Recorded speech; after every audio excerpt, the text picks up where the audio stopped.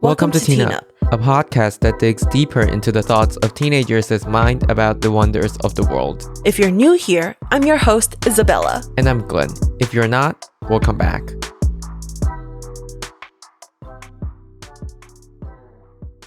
Here is a quick disclaimer.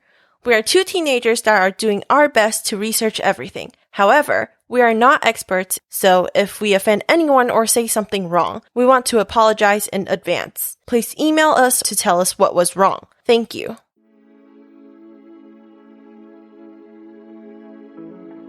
Over this season, we have talked about different cultures and their views on different things. We explored the core value of Eastern Asian culture and European American culture. We discussed what influences these cultures to be the way they are today, and we talk about how these cultures have changed the world we know today. But there is still one question that we didn't answer. Why do people fight?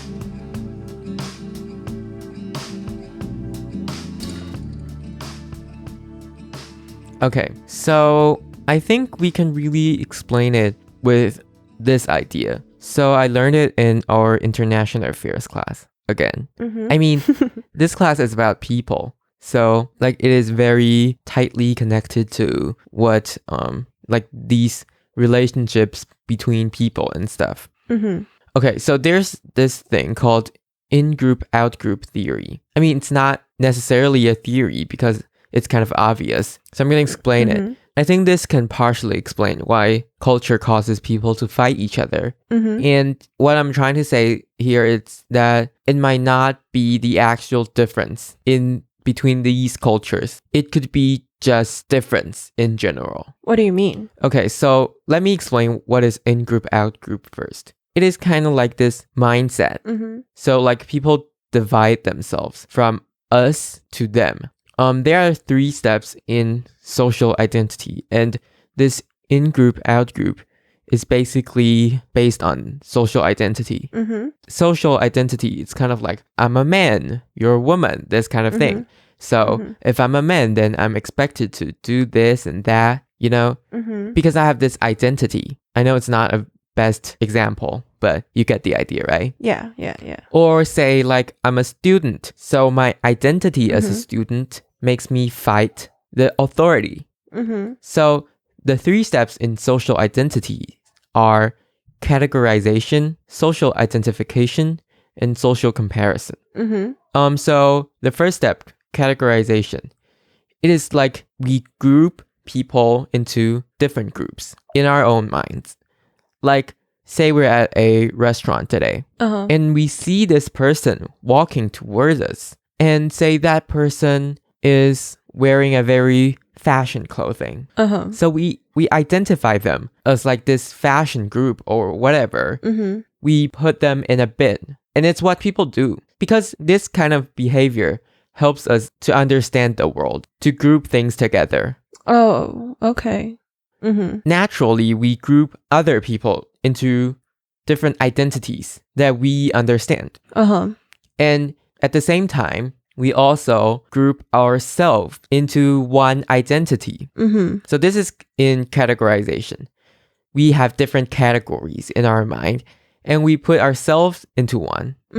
So now you have this category. Yes. And then is social identification. So it is basically to adopt the identity of the group that we have categorized ourselves in. Oh, so we try to like fit in as this category.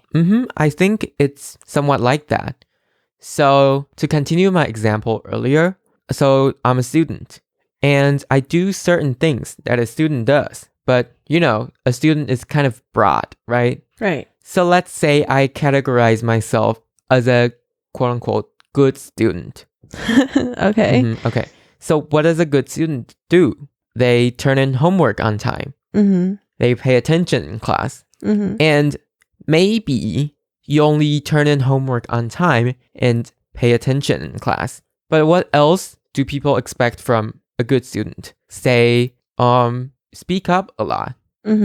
So in order to fit in that, we adopt the identity and say, I started to speak up a lot. Oh, okay. So now I have this identity, right? It's the second step. And the last step is what really caused this whole conflict, I think. It's social comparison. So it's basically saying that we compare ourselves to people in other groups. And sometimes we use this kind of identity, because I have my own identity. And these kind of identities are compared, and we just like, oh, that person is not in our group and the other person is. So we create this kind of conflict. And that is basically what this in-group, out-group thing is talking about. Oh, okay. So it's like, today I say that I am a person in the Eastern Asian culture. And the other person is not. They don't identify themselves as that.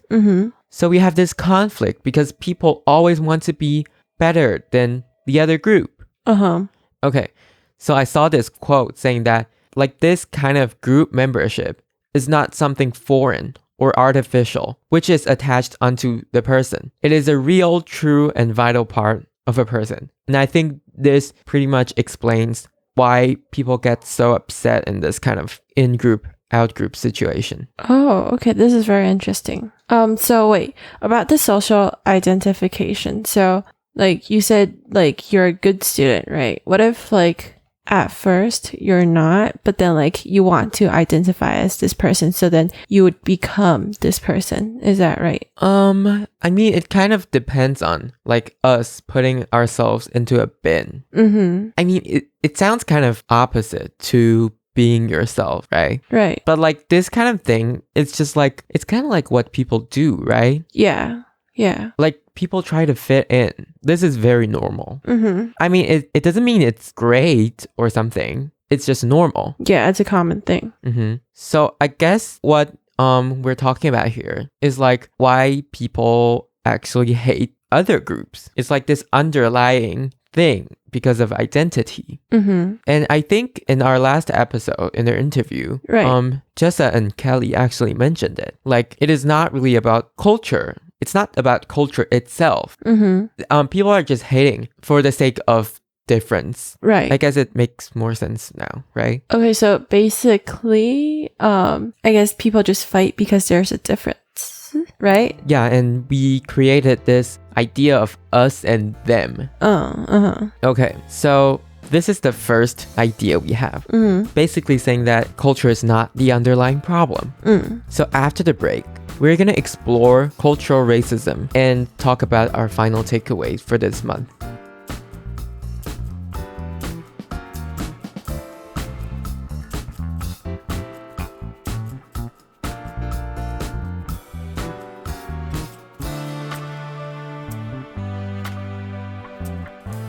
Welcome back.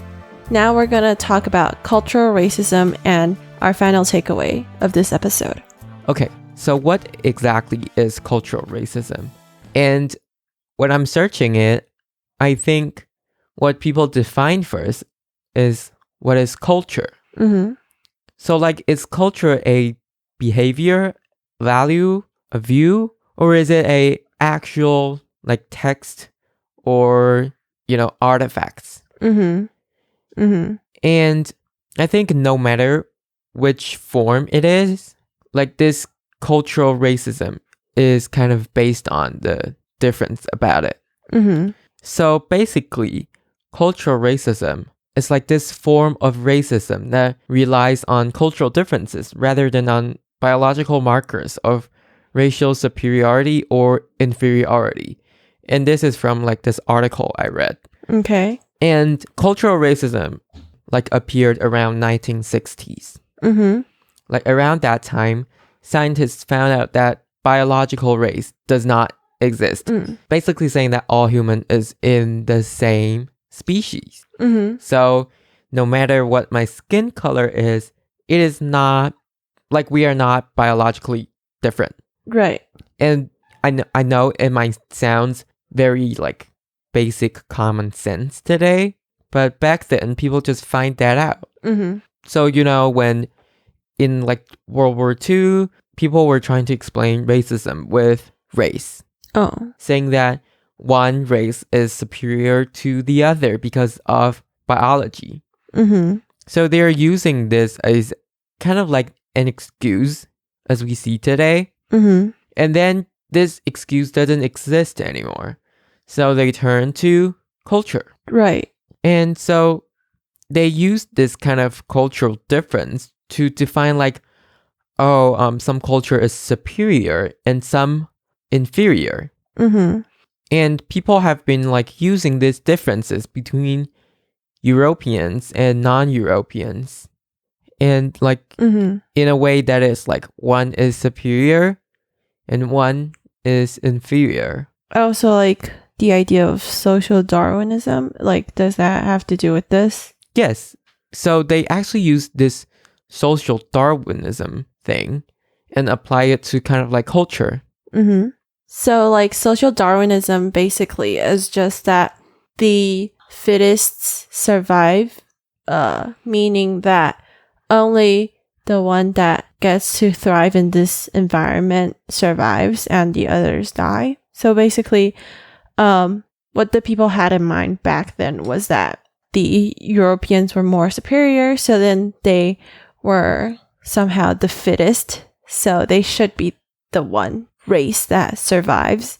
But that is absolutely not true. But it was just this idea that they had back then, and they thought like they had to teach the other race like not really how to be human beings, but basically it's just that they have to kind of rescue them and teach them about Christianity because that is supposed to make you better as a race, which I think is ridiculous. Yeah. I mean, people back then, have a lot of crazy thoughts. I know. So, people nowadays are criticizing like this type of explanation for racism, like cultural racism. Like people are saying that it is not the reason that people have racism.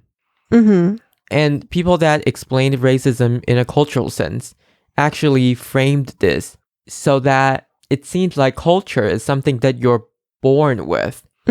So like it's natural to a group of people. And it makes it just like biology. Like you can't change it. Yeah, it makes it just like you are born to be this species, which is incorrect. But it's basically framing it in the same way. Yeah. And it's saying that it is something that people cannot avoid. So this type of idea, it's just people trying to justify these wealthier nations trying to take advantage of the poorer nations in the world. And so like it is kind of like capitalism and imperialism. And it's saying that how first world is being more scientific while the third world is like more traditional and static. So like they are stuck in the past, and these more scientific improved country should help them.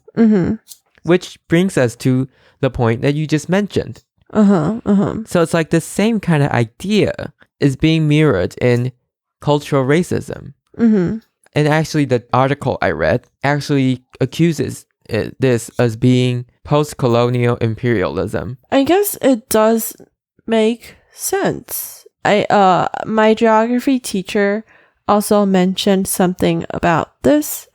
He believed that it was many of the situations that we have nowadays can be led back to the colonial times. Definitely. Which I think makes sense because back then they think they're superior, right? So then they would just, try to force their own ideas and things onto people of different races, like bringing their ideas to Asia, to Africa and stuff. And I think this is still found, like this imperialistic idea is still found in the neoliberal economic practice, which in easier terms, capitalism. So what I'm getting here is like does culture really makes us fight? Like, is that the reason? I mean, I get what you're saying. That is true. I mean, it definitely caused some kind of friction between groups. Definitely. But is this... like the main reason and stuff? Yes. Or is it the remnant of the old world affecting our thoughts today? Such an interesting thought. I don't know. I guess what you're saying here does actually make sense. It doesn't necessarily have to like do completely with culture. It's just the way people were thinking back then led us to think that the problem was culture. Yeah, that is basically what I'm talking about. Like, I guess, you know, from a constructivist point of view, they will say that culture is something that people made up.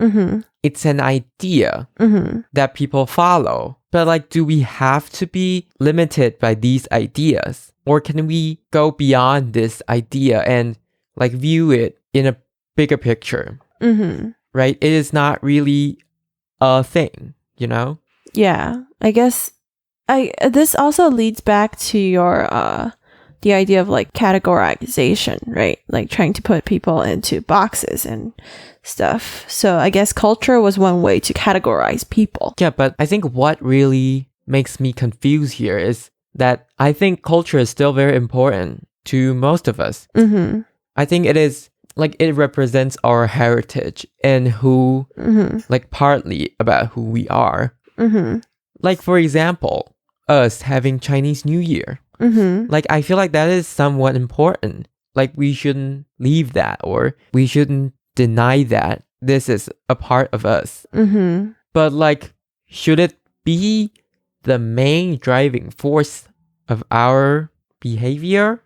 Like culture is very important still. Yeah. But what I am trying to like bring up here is, does it really matter that much? So much that we would fight each other? I would say it is more of a justification for people doing things. Yeah. Right? Rather than an actual reason for fighting. I guess it's like the thing about like people only fight because of differences, and it actually doesn't have to do with like any particular differences. It doesn't have to be culture, but this is like the major difference that we see between people. So then we would like, you know, view this as the reason for it. So I guess right now we're kind of wrong. Our assumption is incorrect at the start of this season. Right. And maybe we should definitely value our culture. And we should totally like respect other people's culture. But like, definitely. Should we make it such a big deal?